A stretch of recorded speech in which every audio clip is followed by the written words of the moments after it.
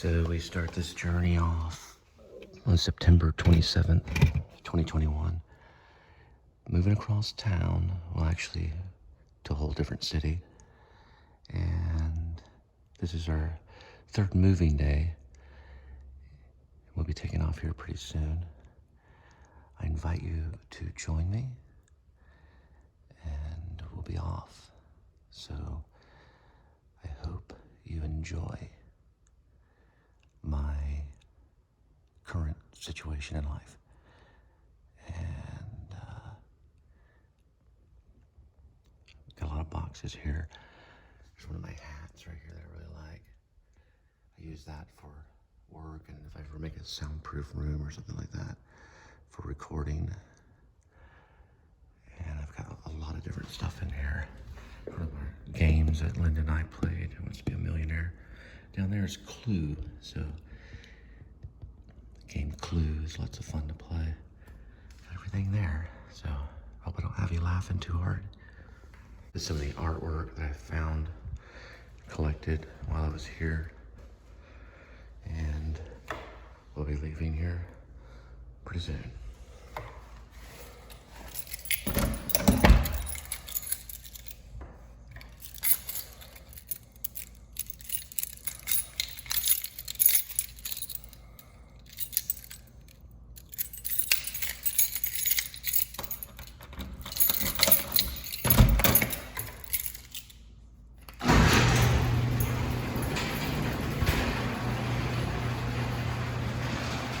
Well, I lived in Carrollton for about 2 years.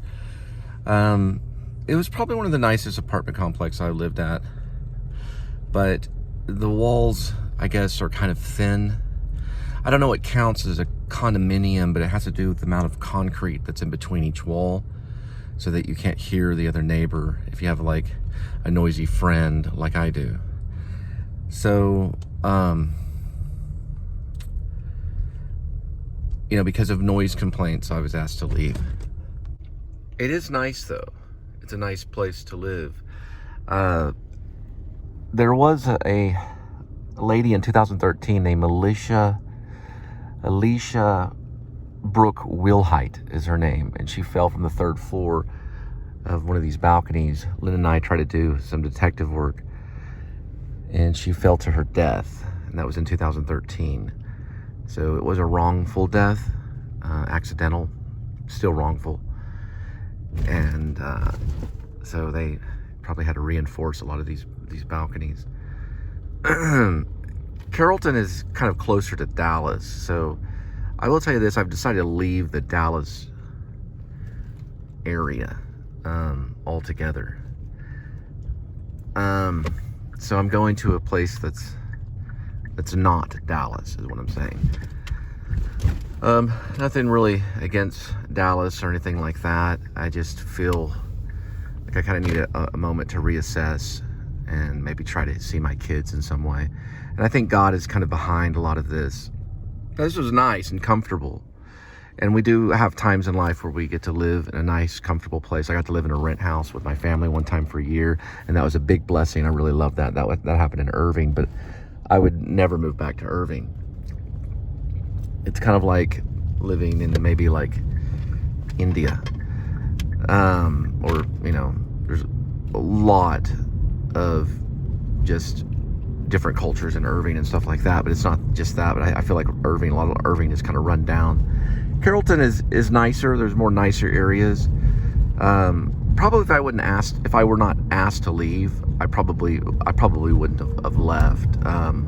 Other than maybe just going to like California or something like that, which I wouldn't have been able to really save up money. And the place I'm going to is nearly almost half the cost, but it doesn't have a microwave, and there's, you know, the whole thing about a washer and dryer is that's a real big benefit in having an apartment complex. And this one, you know, this one's a different kind of thing, but living in an apartment and having a washer and dryer, that's a big plus. You know, it's a big benefit. That one did have a good washer and dryer, and the place I was at in Irving also had a washer and dryer. But the one thing in my second marriage, when we started off, is we did not have a washer and dryer. And the one thing I always was saying is we got to work our way up to a washer and dryer. And we finally did, after living in a couple of rat traps in Irving, which was the Steeplechase, which they changed their name to Asher. Don't recommend that place at all. And Cleanest Ranch, which is even kind of worse. They both had washer and dryers if you had a certain unit. No, wait, hang on. No, that's not true. That's not true. Only Cleanest Ranch had washer and dryer hookups. The Steeplechase, now called Asher, did not have a washer and dryer that I think of. No, we still had to go out and do our wash. So I'm back kind of full circle, where I'll have to find a place, you know, a washateria and things like that. And that may be part of the new vlogs. I remember seeing early Richard Linkletter work where he was kind of vlogging with a film camera back in the day, a long time ago, on You Cannot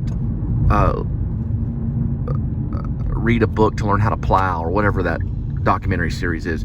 And he's in a washateria doing wash. Now, of course, he's not now. Now he has a professional company that does it for him, probably, or he has one of the best washer and dryers on the planet. I don't know. But anyway, I'm headed off to the new location, which is quite a bit of ways. I just wanted to kind of throw that out there while I'm driving, and I hope you enjoy. I really do enjoy vlogging. I really do enjoy filmmaking. It does make me happy. One thing that filmmaking does for me, or video making, or videography, because this is not a film camera, this is a digital camera, is it does make me laugh. I love to sit down and edit. I absolutely love it. I smile. My face starts to glow. When I went to NYU, New York University, before I went to the new school, when I was very young, about 19, is when I visited NYU. I didn't make it to the new school until I was 27. So it took me a long time to get there in New York. I think one of our best, not only editors, but filmmakers, Sean Baker, he actually studied at the New School University. But I did visit NYU, and my friend Kara, who's a beautiful actress in New York, has beautiful children. I think she moved off somewhere in New York. I won't give her a location or anything, but she's kind of semi a movie star. Her friend's actually a movie star. But I visited NYU, and it was just a visitation. I'm so glad I did that. She allowed me to do that. Kara did. She allowed me to kind of stay in her dorm room, and I could go to NYU and just kind of visit. And it made a big impact. It was only really a day, but I got to sit down with other filmmakers that were currently getting their degree at NYU in filmmaking. And that day probably changed my whole perspective in life on filmmaking. And the one thing the filmmaker did, the teacher, the professor, was they were talking about this documentarian lady, this lady that was she made films, and she covered the Olympics. It was back in the 70s or something, a long time ago. Hands getting tired. She covered the Olympics, and they went back and got her to do some editing, like some revamp of some of her footage, just to kind of look at some of her footage. And when she was watching her footage, her face lit up, and she just became very excited. And the man said, that's the reason for filmmaking. The reason for filmmaking, that was the reason, because it helped her light up. It helped her see life and respond to it and find joy. And I think filmmaking is about joy in one way or another. If you're not getting joy out of what you're doing, then stop and find something that gives you joy. Now, I love playing the guitar. I have, my hand is a little hurt from in high school when I punched a wall over some sweetheart, and I can still play guitar, and at times it gives me joy too to also play guitar and to try to write songs and stuff, and I love writing and all that stuff. But filmmaking actually does give me joy, as crazy as it is, and I try to make it as cinematic and as wonderful as I can for you. But I just want you to know that I do enjoy doing this kind of stuff, because I think life should be documented so that we can go back and we can learn from other people. There's a railroad tracks right here. So we can learn from other people. Another thing I like to do is I like to throw in kind of a stand-up comedy feel to what I'm doing. And I did not know about Adamthewoo and Jordan the Lion, although he's not as funny as Adamthewoo, but he's still funny. I didn't know about these guys until just a few months ago while I was living at the Carrollton place. And I didn't know that they were these famous vloggers. And even really, to be honest, I wasn't really familiar with the word vlog, V-L-O-G, video log. I was not even really familiar with that, although I've been doing it for almost off and on for about a decade. They have a kind of a structure of a way, you know, they went out to Hollywood to kind of learn how to tell their vlog, which is kind of a story. I was always approaching all of this as I was just going to try to make, you know, short films, you know, little short videos, you know, about how like a little script and a little short video, and it's very difficult to get your friends to do it unless you actually pay them, because they may not want to be movie stars, you know. And I've done that a lot. Daniel Lunt and Ryan Lunt helped me with a little project we were trying to lift off. It was actually a feature, but we got some of it done, and then we realized we ran into some, you know, some funding, and we couldn't get like a certain type of uniforms and things like that to continue it on, and certain type of costumes, and also dedicated people. People were interested, of course, but were they going to show up and things like that? Then I realized, wait a minute, you know, eventually something came to me, and I realized that these people were vlogging out there. And I was watching them, and I thought, well, let me start trying it. Let me start throwing something together. So this is what I've learned. I'm at about 5 minutes here. This one's gonna be a long one. I've learned that there's filming locations. I've learned that there's, well, they do a lot of abandoned structures, everything from ballparks to all kinds of stuff. I'll get to that in a minute.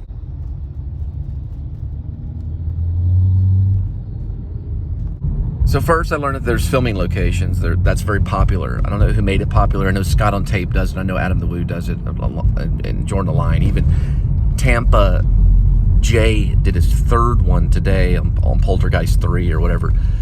So there's famous vloggers that are doing filming locations. And Linda and I did do Upstream Color out in Dallas, and that was a lot of joy, a lot of fun. It's exciting. It's really exciting once you get on location, you start matching up shots. So I don't know who invented that. If you want to leave a comment, I'd like to go back and do research and find out who came up with these structured vlogs that are designed to be kind of entertaining. Not really covering the person's life as much as just them covering something else, like a filming location. Another thing that I've learned about it is like theme parks and roadside attractions. These are things that are being explored by certain vloggers. Roadside attractions, you know, kind of like as Jacob the Carpetbagger. Of course, Adamthewoo tackles Walt Disney World in a very detailed, almost Martin Scorsese detailed kind of serious way. In some way, he doesn't have gangsters show up, but he really details the crap out of Walt Disney World. And that will be documented. That will always be floating around somewhere online to be studied, to be analyzed, to be appreciated, and for entertainment. It just goes on and on and on. So I think maybe I am kind of tackling what's known as the work vlog. I don't know if anyone else does it, but that's where the vlogger is starting off. They have a job, and somehow, by miracle, they're able to start vlogging what they actually do to survive, and I guess to make money and to make a living. That I definitely did, or I definitely do. But this is mostly just kind of an assessment of vlogging and understanding vlogging. So anyway, gotta get ready. You know, I gotta move the rest of this stuff, and I gotta prepare for a bunch of stuff coming up this week, like getting everything dropped off. And you can join me if you'd like. I'd appreciate that.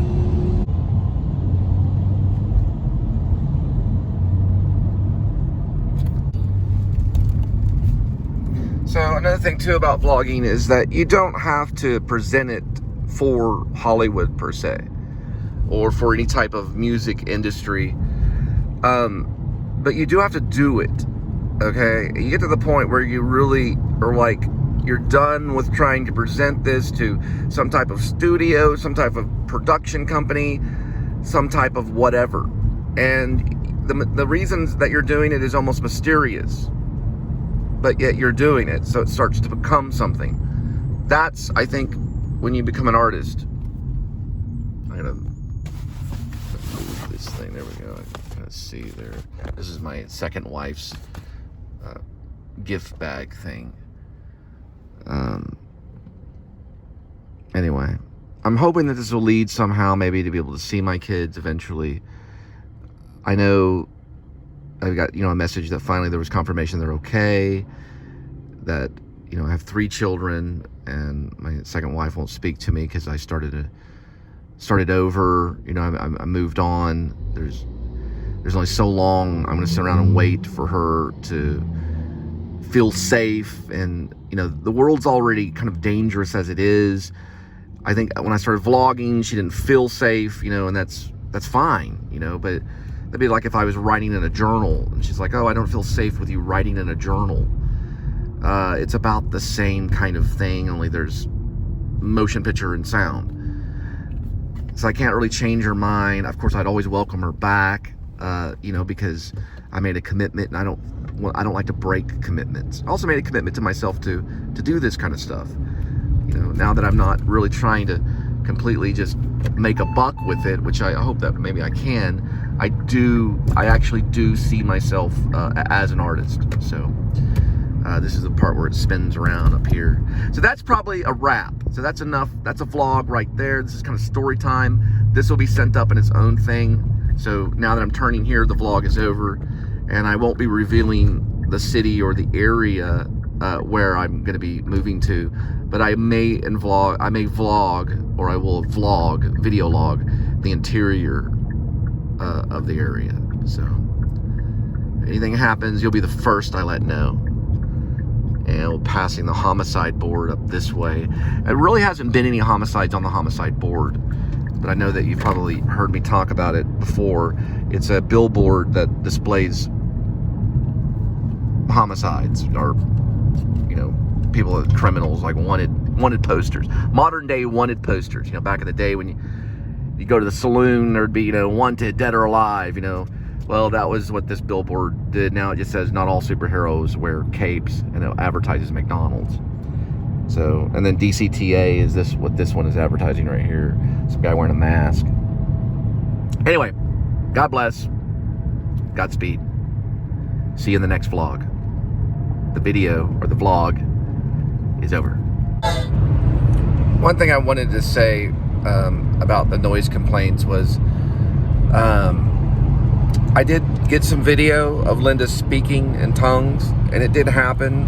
I did call that place the upper room because it was on the second floor. She did at night start speaking in tongues pretty loudly. It's just like this, just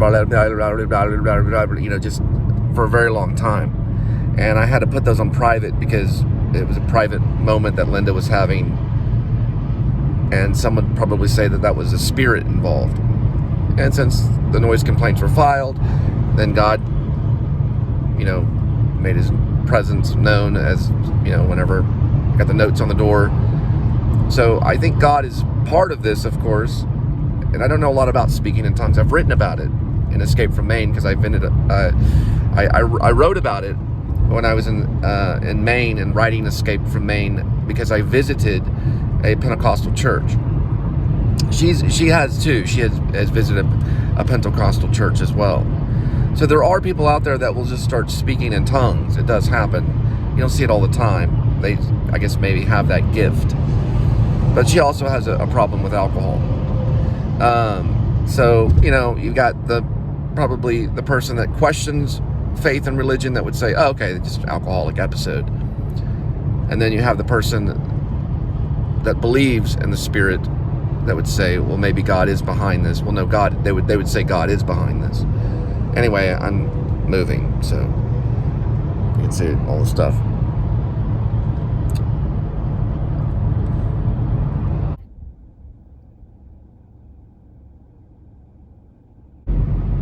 Well, got some more stuff moved in. You can see it's out of the vehicle. And Well, you know, it's a fixer-upper. I've been in this situation before.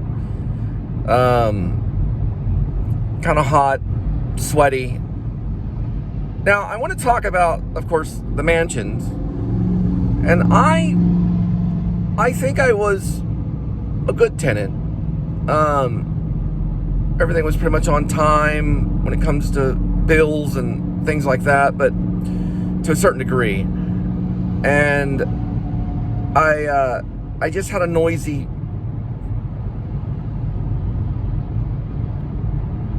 beloved friend that was very loud and would like to, you know, kind of drink and things. I'm trying to find a middle ground to speak. I'm not judging, I'm just saying that the neighbors didn't like her at all.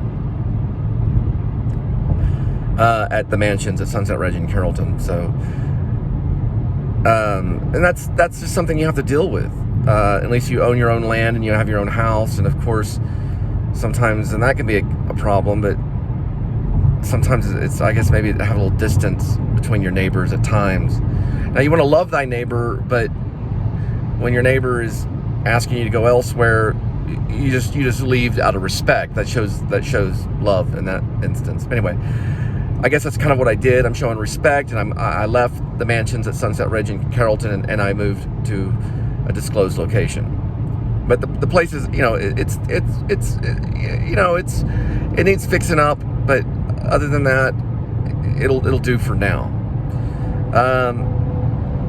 About the CS vlog, which stands for my name, Cole Spivey, I'll probably maybe do a few of those. I'll try to keep the Please Subscribe show going if I can. There is going to be distance between Linda and I. It's not like another state or anything, but it's definitely another city. So we'll see how things go. I don't really know Linda's stance and everything. I just had to find a place quick and move. Anyway, other than that, I guess ultimately I'm okay. My shoulder is a little sore from moving. I've been kind of moving it around, but I'm still able to vlog and talk about filmmaking and do the things that I do. There's a cool helicopter, but I want to vlog a sign or something. Anyway, y'all have a good day. I'll talk to you later. Thanks for popping in. Please subscribe.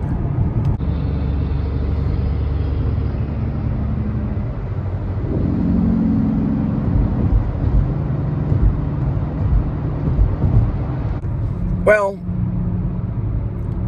I think ultimately it'll probably be something that will eventually, you know, I guess in a way work out. You just have to keep going. You know, you don't have much of a choice. I've lived in rat traps and I've lived in really classy places, even between Park Avenue and Broadway. You know, a really classy flat one time back in 2001.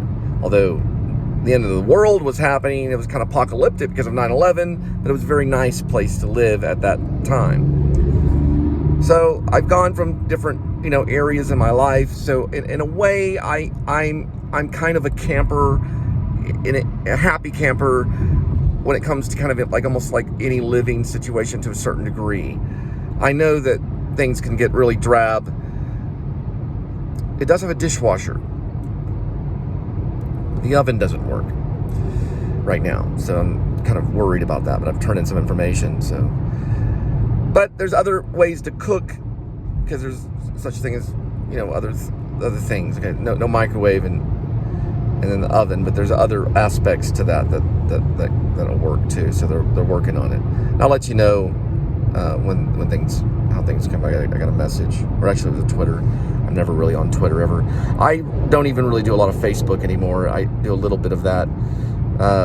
Rarely do I ever get on Twitter or Tumblr. I did try to get on Tumblr a few other days. I made a comment about discount tires on Tumblr, but I don't really jump on those for very often. Okay. So anyway, now about filming locations. I'm not going to talk about any possible filming locations. I've got something kind of in the center of my mind that I'm kind of planning. But I'm not going to share that with you. I'm just going to release it when it happens, and you'll be surprised. I'm not going to show you any filming location plans or anything like that. But when it happens, I'll let you know. Thank you. So I was alternating on putting the hat on and taking the hat off. I'm fighting between if I'm going to go with the Circle K dogs or go back to Subway and do the turkey. I do feel better since I chose the turkey and health food. So the Circle K dogs, of course, they're hot dogs and they would be quick and easy, but I think I'm going to kind of go the extra mile on the health side and probably just, do the Subway sandwich, probably. I think I'm going to take some breaks on the hot dogs for quite a bit of time. Now, the hot dog thing is not anything new. I used to be a telemarketer back in 2005-ish, 2005, 6, 7, all the way about 2008. Very serious telemarketer. I took it very serious. Did research at home, all kinds of stuff.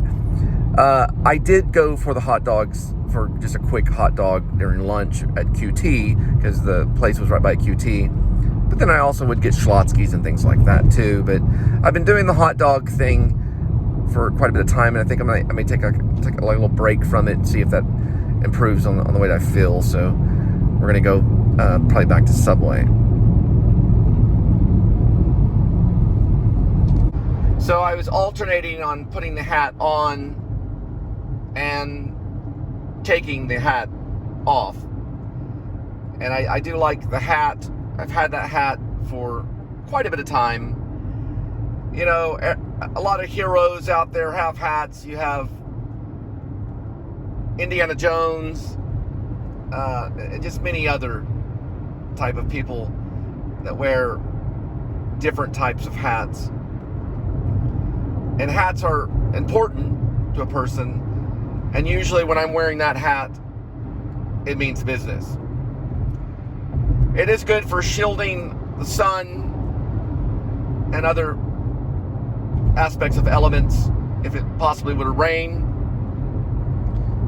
It is I'm thinking of probably a military style kind of hat. On the lines of maybe what the Navy SEALs of war, things like that. But I assure you, I'm not a Navy SEAL. But I used to hang out with a Marine that wanted to be a Navy SEAL. And I went to school with Bradley Cooper, who played Chris Kyle, who was a Navy SEAL. But I bought that hat probably 2010 for the sake of filmmaking. So that's what it's used for. Just wanted to get that clear and out there to make sure that you understand about the hat and the reason why I was wearing it, and then not wearing it, and then wearing it again. Please subscribe.